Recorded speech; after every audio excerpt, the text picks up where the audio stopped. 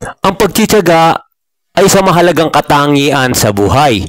Ito ay ang kakayahan na harapin at lampasan ng mga hamon at pagsubok na dumarating sa ating buhay.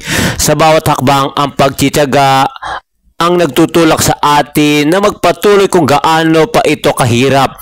Ito ang nagbibigay sa atin ng lakas at determinasyon na labanan ang anumang mga pagsubok na ating hinaharap.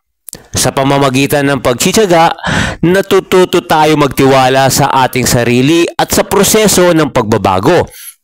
Kaya't huwag tayo mawala ng pag-asa at patuloy na magtitiyaga at magtiis sa gitna ng mga pagsubok sa buhay.